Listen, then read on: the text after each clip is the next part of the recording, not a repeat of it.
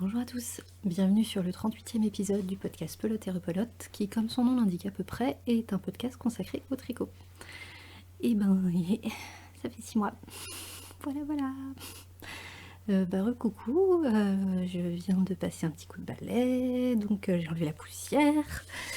Et puis j'ai ressorti mon petit carnet avec les tricots dont je voulais vous parler.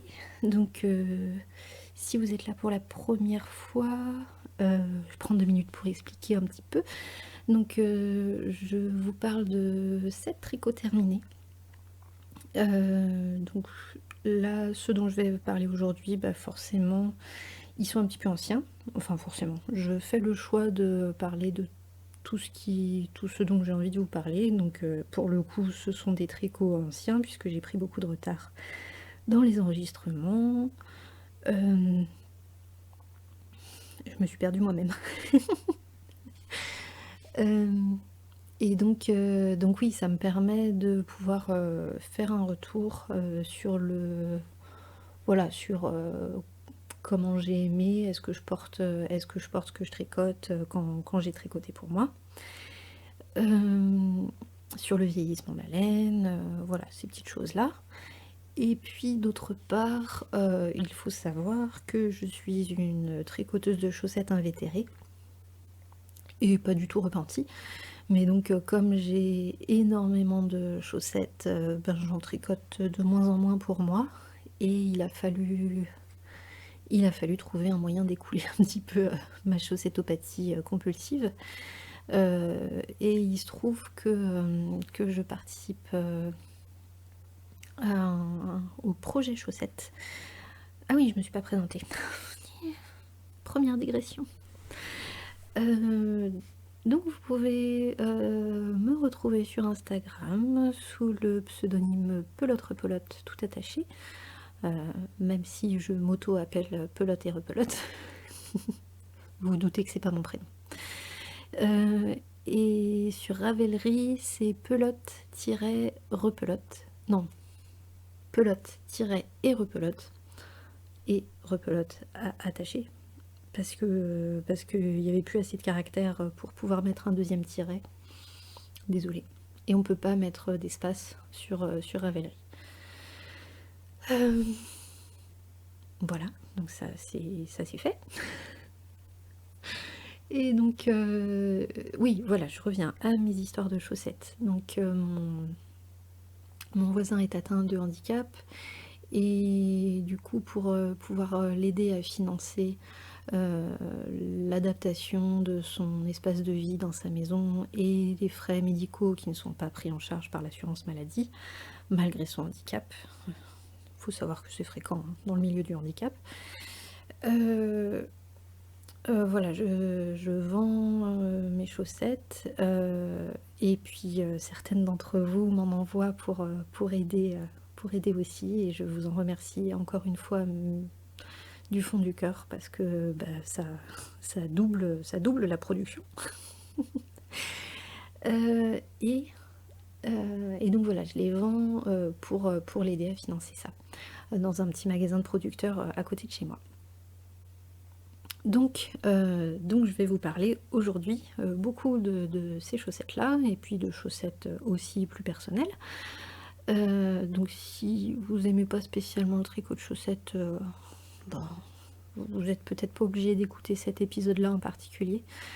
Mais je parlerai quand même d'un pull et pas n'importe quel pull, c'est le pull de l'année 2021, mon coup de cœur absolu, mon préf de l'année dernière. Voilà. Donc si ce pull vous intéresse, j'en parlerai à la fin parce que je pars toujours des plus petits projets pour arriver au plus gros à la fin. Cette montée en suspense, histoire de maintenir un tout petit peu de votre attention. Donc c'est parti pour la toute première chaussette dont je vais vous parler. Donc c'est une chaussette en jersey, en pointure 38, tricotée en fabelle de drops. Parce que oui, donc toutes les chaussettes pour ce projet chaussettes, il est référencé sous ce hashtag sur Instagram. Je les tricote avec de la laine pas très chère pour que pour pas me ruiner, sinon je donnerais directement de l'argent à mes voisins. Or, je préfère donner de mon temps et pouvoir tricoter des chaussettes, donc je me fais plaisir, je leur fais plaisir, on est tous gagnants. Donc cette toute première paire de chaussettes est tricotée en taille 38, de la pointe vers les côtes, et donc, je vais vous chercher le coloris. Bien.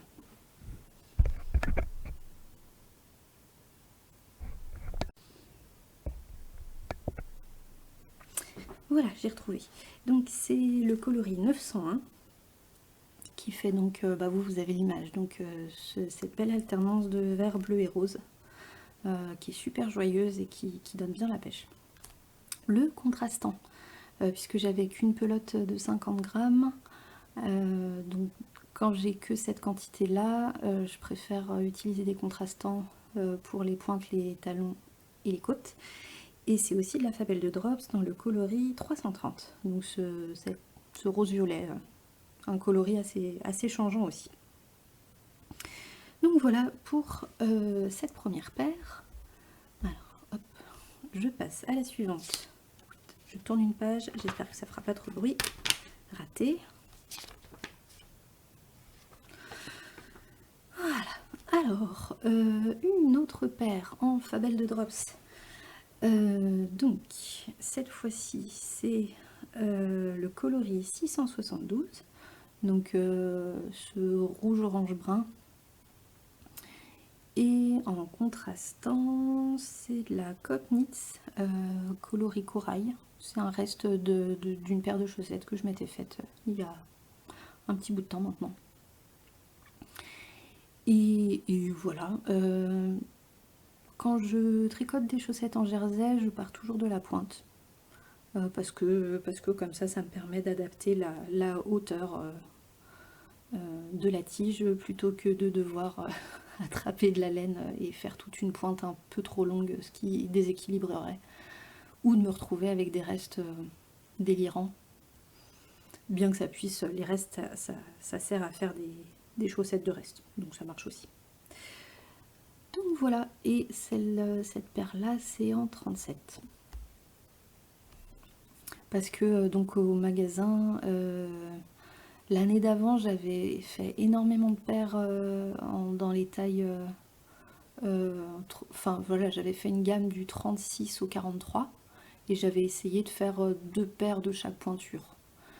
Et en fait, les pointures 37-38, c'était ce qui était parti le plus. Donc maintenant, j'ai tendance à faire beaucoup plus de paires dans ces 2 pointures-là, en priorité.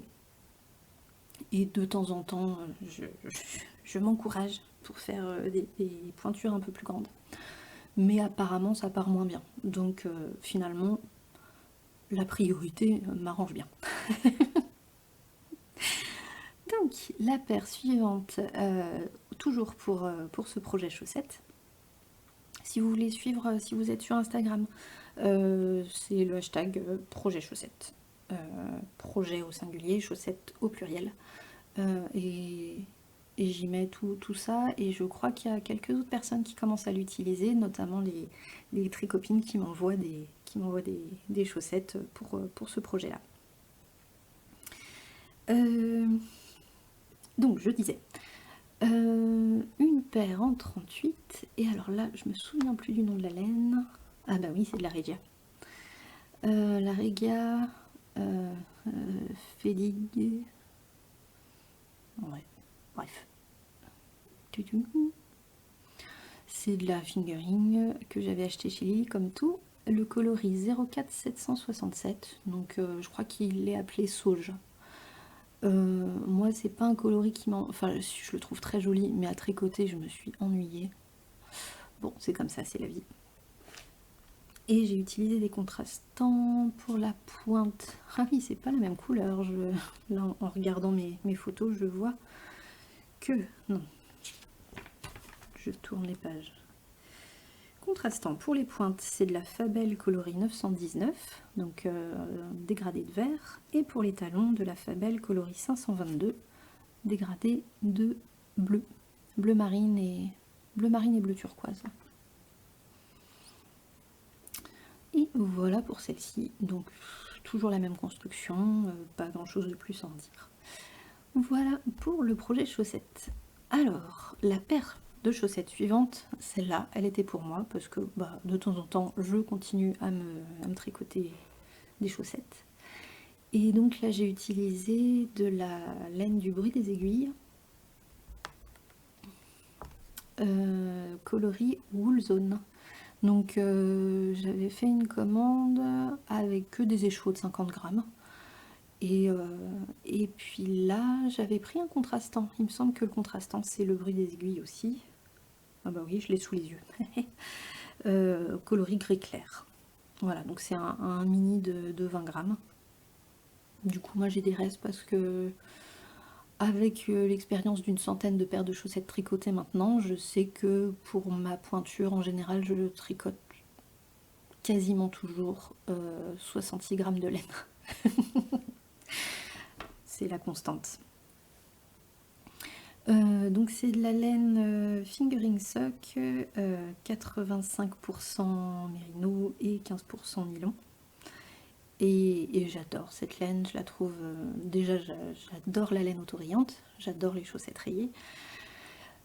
Et elle est très très très douce, donc ça ne gâche rien et elle a l'air de bien tenir dans le temps. Alors après, j'ai pas forcément l'avis le plus objectif non plus, puisque je lave toutes mes chaussettes à la main. Et puis comme je disais tout à l'heure, j'ai énormément de paires de chaussettes quand même. Et donc forcément, je les porte pas énormément chacune, vu que j'ai un roulement à chaque fois. Ah oui. Allez, faisons une petite parenthèse. Quand je lave mes chaussettes, je les lave en général 5 paires par 5 paires, parce que c'est à peu près ce qui rentre dans ma bassine. Et une fois qu'elles sont sèches, je les mets à l'arrière de mon panier.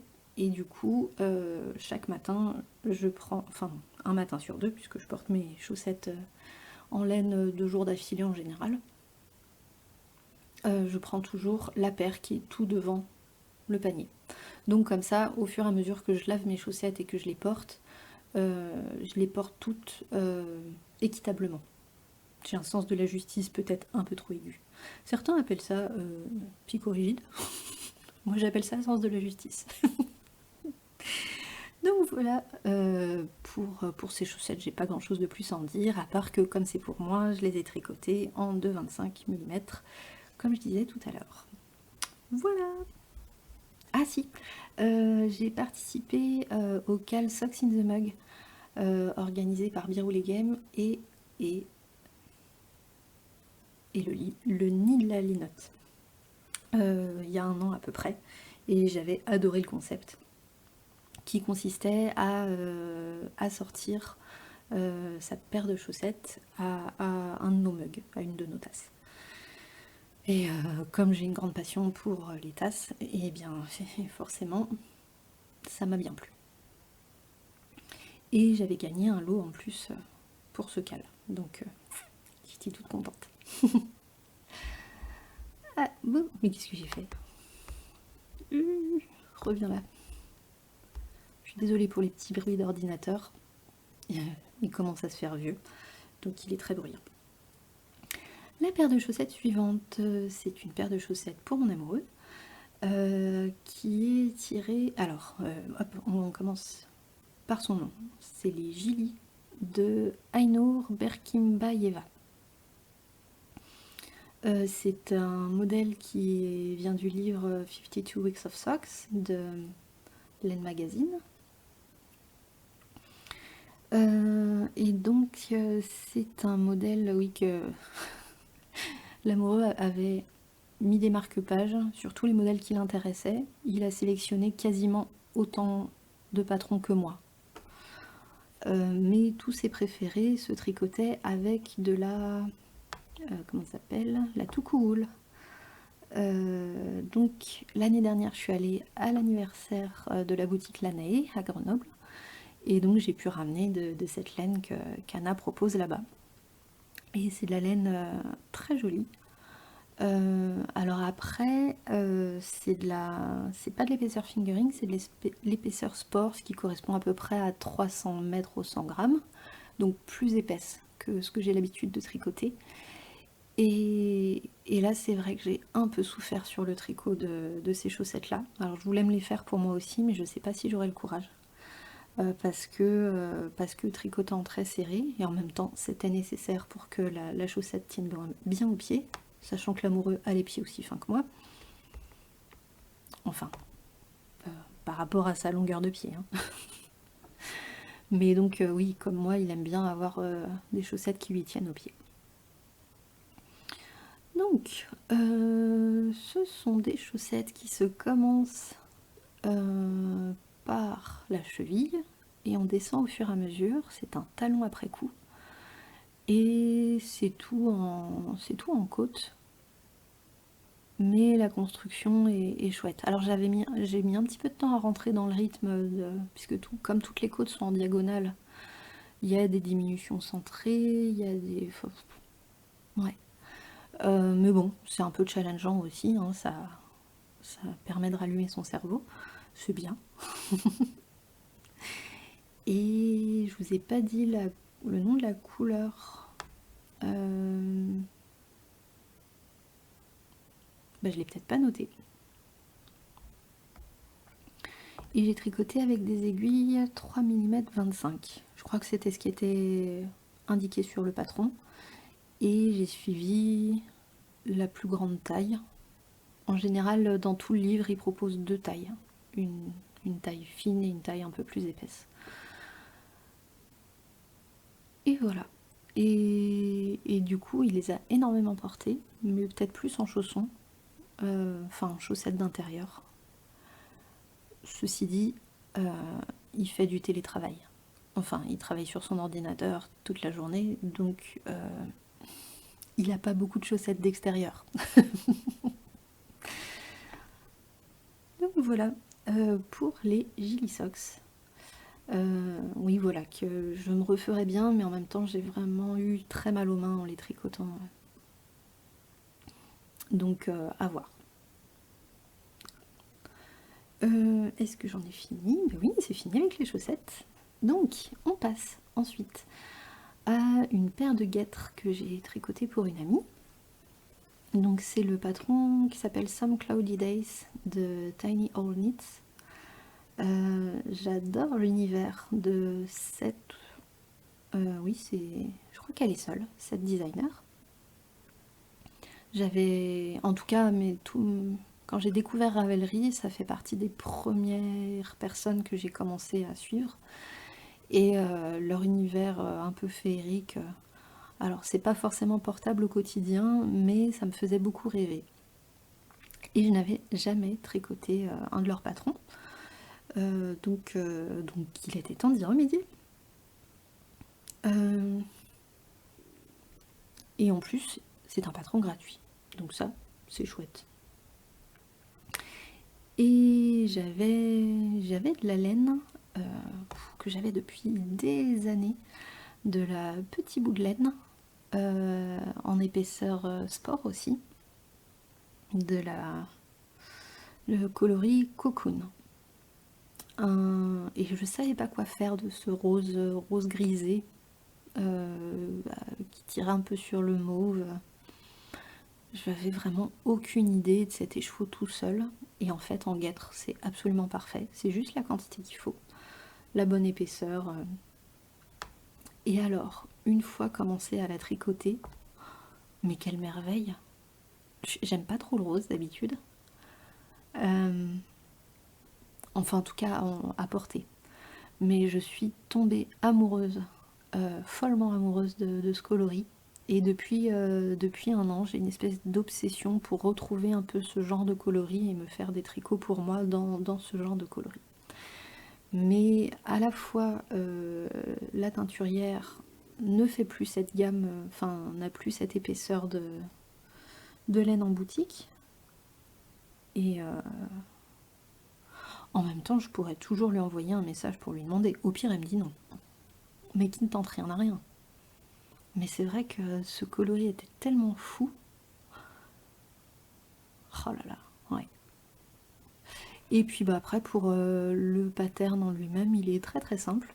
Tellement simple que je l'ai retricoté pour moi quelques mois plus tard et que je m'apprête à le faire là dans pas longtemps pour ma mère. Qu'est-ce que j'ai fait comme modification? J'ai fait un montage tubulaire parce que je suis complètement fan du montage et du rabat tubulaire. Du coup j'ai fait un rabat tubulaire à l'aiguille aussi. Et l'élasticité n'est pas la même. Mon montage tubulaire est plus élastique que mon rabat tubulaire. Mais en vrai, on s'en rend pas compte. Pour me les être tricotés quelques mois plus tard, je les porte dans un sens, dans l'autre, je me rends pas spécialement compte qu'il y a un haut ou un bas.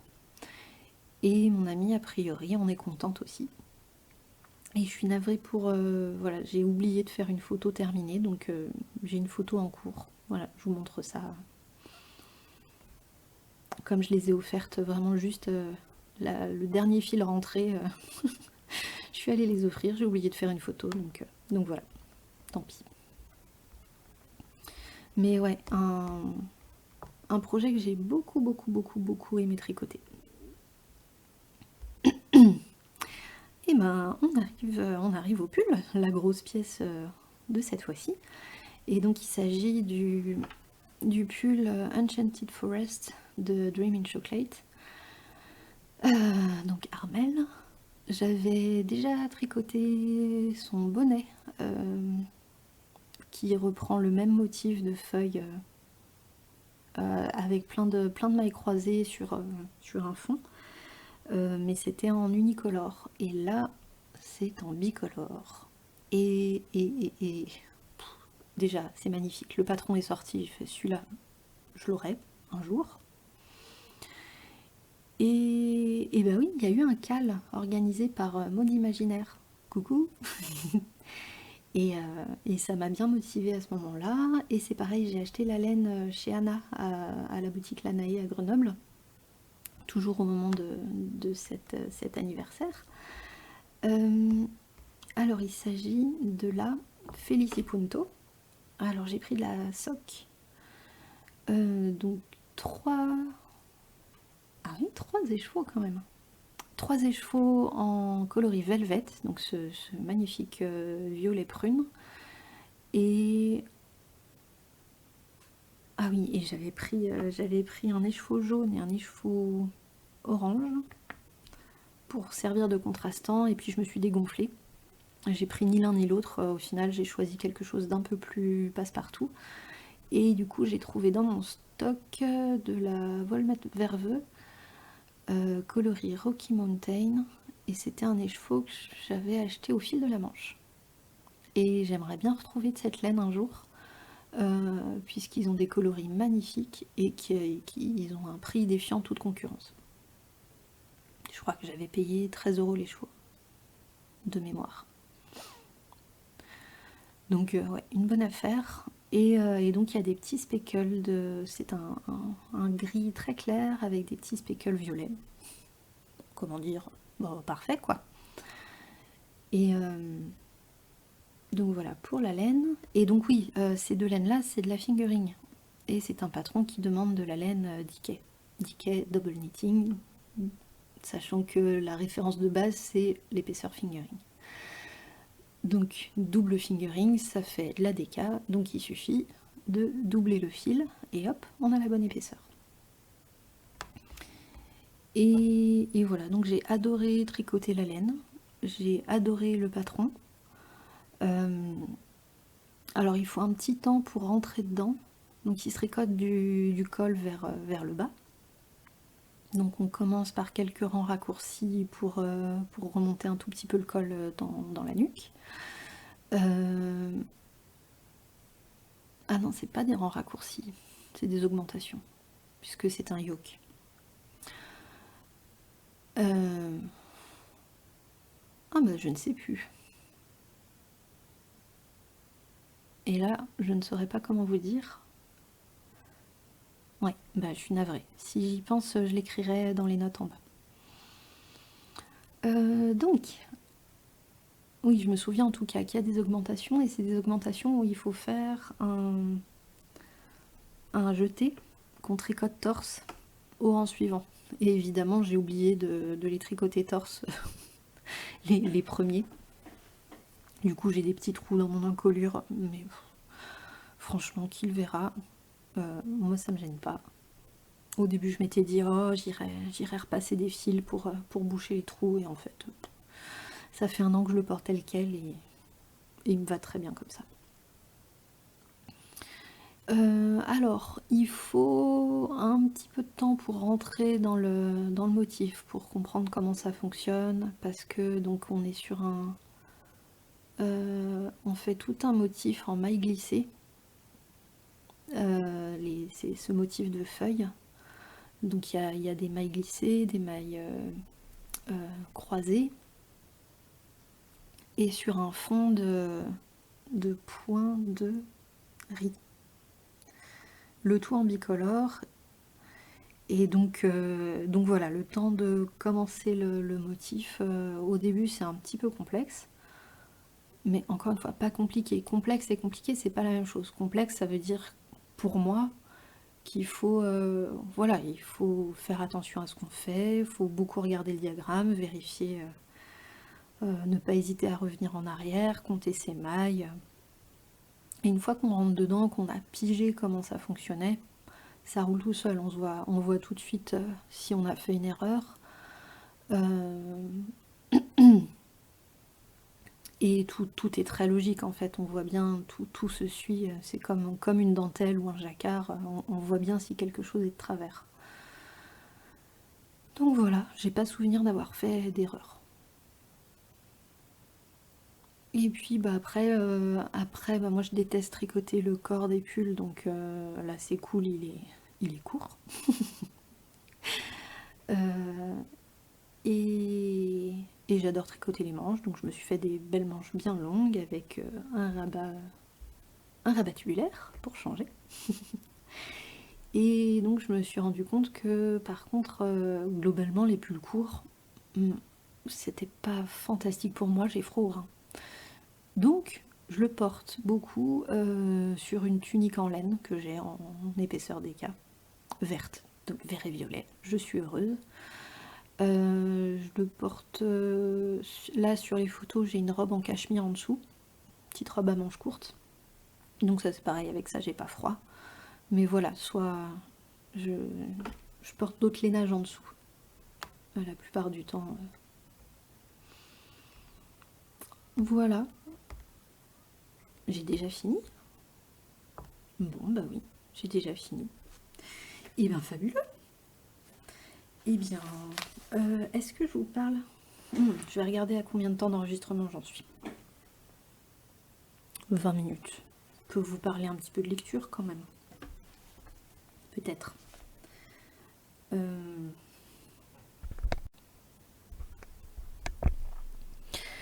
Hop, je reprends après une petite interruption. L'amoureux s'est levé et du coup, on a un peu discuté notamment de cette horloge que j'ai enlevée, que j'ai planquée sous un coussin pour pas que vous l'entendiez. Et lui, qui est très sensible au bruit, m'a dit « Eh, mais c'est génial, faut jamais la remettre. » Je vais être encore plus à la bourre tout le temps si on l'enlève. Donc, bref, ça ne vous avance pas des masses. Mais du coup, je suis allée vérifier sur mon pull Enchanted Forest. Il y a bien des rangs raccourcis pour que l'encolure du dos soit plus haute que l'encolure du devant. Plus voilà ces fameuses augmentations pour former le yoke. Donc j'étais venue pour parler un tout petit peu lecture. J'ai beaucoup lu. Là quand je regarde la liste de tout ce que j'ai lu depuis le dernier épisode. Donc la dernière fois je vous parlais d'Outlander, donc que j'ai terminé. Je ne vais pas vous parler de chaque livre, hein. Ne vous inquiétez pas. Qu'est-ce qu'il y a eu de significatif? Il y a eu La Horde du Contrevent d'Alain Damasio. J'ai eu un peu de mal à rentrer dedans parce que au mois d'avril ça allait pas très bien. J'étais épuisée notamment, j'ai eu des gros problèmes de sommeil à cette époque-là. Mais Ambion m'a vraiment bien motivée et du coup c'était très chouette d'avoir comme ça des gens qui disent allez vas-y tu verras c'est super tu vas adorer. Et puis c'est vrai que j'avais tellement d'amis qui me l'avaient recommandé que voilà je voulais y aller. Et puis je l'avais acheté donc une fois que je l'ai acheté je lis quoi. Et effectivement j'ai beaucoup aimé. J'ai été déçue par la fin, par l'histoire en elle-même, parce qu'il y avait plusieurs choses que je sentais venir, et puis il y a comme un goût de... Ouais, pour moi, la fin est pas forcément euh, en accord avec tout le reste du livre, et en même temps, il faut bien finir. Mais par contre, effectivement, le style, l'écriture, tout le... J'avais déjà noté ça dans son recueil Oh, je suis désolée, j'ai du mal à parler. Dans son recueil de nouvelles que j'avais lu l'année d'avant, ce travail vraiment sur le rythme, aussi bien dans la manière dont il est formulé que le rythme des phrases. Euh, voilà, il y a vraiment quelque chose d'hyper dynamique et de la réflexion du mouvement, du corps, de l'humain, du vivant. Voilà, au niveau philosophique, au niveau qui font vraiment sens et qui, enfin, pour moi, on fait beaucoup de liens avec des réflexions personnelles, avec mon rapport à la langue, mon rapport au mouvement, au rythme, à ma pratique professionnelle. Enfin voilà, ça fait quoi beaucoup de choses. Et du coup vraiment, une super lecture. Et du coup, je me suis acheté Les Furtifs, que je n'ai pas encore lu, mais il me tarde. Qu'est-ce qui m'a marqué dans le sens négatif, j'ai lu Très sage Héloïse de Jeanne Bourrin. J'ai détesté. Euh, ah oui, vraiment, Abélard, mais quelle horreur cet homme. Mais franchement, il, on aurait dû l'écorcher vite pour tout ce qu'il a fait. Non, mais franchement, euh, au-delà de ses actes, en fait, j'ai eu l'impression que l'autrice avait une certaine complaisance et aucun jugement moral sur ce qu'il a pu faire subir à cette sage Héloïse. Et du coup, ça m'a profondément dérangée. Voilà. Et alors, chouette aussi, j'ai. Enfin, du coup, pas chouette, pas aussi par rapport à Héloïse, mais par rapport à La Horde du Contrevent, mais dans un registre complètement différent. J'ai lu Les Brumes de Riverton de Kate Morton. Euh, c'est Marie, le hérisson qui tricote, qui me l'a offert. Et j'ai beaucoup aimé. C'est voilà, une fresque du début du XXe siècle, avec des allers-retours avec la période, enfin la fin du XXe siècle, puisqu'il a été écrit il y a un petit bout de temps ce livre. Ça se passe en Angleterre, on a une ambiance à la Downton Abbey. Et ouais, c'est bien ficelé, il n'y a pas de, il y a pas trop de pathos. Et en même temps, on est vraiment pris par les sentiments des différents protagonistes. C'est bien écrit. Non, vraiment une chouette lecture, très agréable. Voilà. Et puis là, je suis plongée depuis le mois de mai dans les archives de Rochard de Brandon Sanderson. Donc là, encore un registre complètement différent, c'est de la fantasy, de l'épique fantasy, vraiment du soap opéra bien comme il faut, avec de la magie, des héros complètement héroïques, la fin du monde toutes les 5 minutes. Voilà, il y a beaucoup d'action. Euh, non, non, je dis ça. Non, pas tant en fait. Enfin, il y a des moments où il y a beaucoup d'action, mais il y a aussi des gros pavés sur de la géopolitique en fait, toutes les intrigues, et puis ça devient de plus en plus complexe, et puis bah, une histoire, donc ça se passe dans un monde imaginaire. Euh, mais avec beaucoup d'allers-retours avec ce qui s'est passé avant et de la compréhension qu'on en a, des bribes qu'on arrive à reconfectionner. Je fais plein de mouvements avec mes mains que vous ne voyez pas pour m'aider à mettre en mots mon ressenti. Et ouais, c'est très chouette. Alors là, je suis... c'est vraiment des... Faut pas avoir peur de se lancer dans le cycle, par contre, parce que chaque tome est divisé en 2 parties de quasiment 1000 pages chacune. Et l'auteur a l'air d'être parti pour la saga pour faire une dizaine de tomes. Donc, ça fait 20 000 pages à lire. Nickel. Nickel, 20 000 pages. Facile. Bon, après, là, est sortie cette semaine la deuxième partie du 4e tome. Et là, moi, je suis encore sur la première. Et ils sont pas encore sortis en poche. Donc je les lis sur ma liseuse pour le moment. Et je me les achèterai quand ils seront sortis en poche, puisque de toute façon, je pense qu'il faudra y rejeter un petit coup d'œil quand le tome 5 sortira. Mais a priori, c'est pas avant 2023. Je crois voilà, que le tome 5 est annoncé en 2023 en version anglaise. Donc il faut aussi qu'il soit traduit. Mais l'amoureux les lit en anglais à leur sortie. Et moi je les lis en français parce que je suis clairement pas apte à me plonger dans cet univers. Mais qui est très bien écrit. Et oui, vraiment au niveau...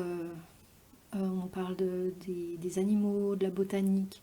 Donc il y a vraiment aussi toute une ambiance qui est faite, qui n'est pas forcément expliquée, mais qui nous met dans un contexte, dans une ambiance complètement différente, et qui nous permet de nous plonger, enfin c'est très immersif. Et c'est aussi ça que j'apprécie, on n'est pas que sur du pampan, je te tape dessus, quoi. Ou sur du trahison, poison, voilà. Enfin, dans des intrigues de cours. On a aussi voilà, tout cet environnement de faune et de flore. Et puis aussi des descriptions, voilà, de paysages, de montagnes. On arrive bien à se faire des images, je trouve. Et les personnages qui ont un côté, ce que je disais tout à l'heure, hyper héroïque, gagnent aussi en profondeur, en complexité au fur et à mesure de l'histoire. Donc ça nous permet aussi enfin, voilà, de vraiment se plonger dedans sans que ce soit trop répétitif ou trop superficiel. Voilà, mais je vous en dirai plus peut-être quand j'aurai terminé ça. Voilà. Et ben je vais m'arrêter là pour aujourd'hui. Je vous remercie d'être arrivé jusqu'ici. J'espère qu'il y aura au moins 5 personnes qui viendront écouter mes déblatérations, même après tout ce temps d'arrêt. J'embrasse très fort toutes celles qui m'ont demandé quand est-ce que j'allais réenregistrer. Ces dernières semaines, vous avez été quelques-unes et ça m'a fait chaud au cœur et ça m'a remotivée en me disant que même avec la quantité de personnes qui faisaient des podcasts de tricot, bah, j'y avais peut-être encore une petite place, même si j'ai une manière bien à moi de faire ces podcasts-là, savoir que je ne me montre pas et que je n'utilise que des photos, parce que j'ai pas envie de filmer, j'ai pas envie oui, j'ai pas envie de filmer. Ça, c'est un format qui, moi, ne me convient pas, que j'apprécie beaucoup regarder par ailleurs, mais qui ne me convient pas à moi. Et donc j'ai bien conscience que du coup, ça n'intéresse pas bon nombre de tricoteurs et tricoteuses, mais c'est pas grave. Ce qui compte, c'est de faire des choses qui sont en accord avec mes valeurs et de continuer à prendre du plaisir, malgré le rythme très sporadique, que j'assume complètement.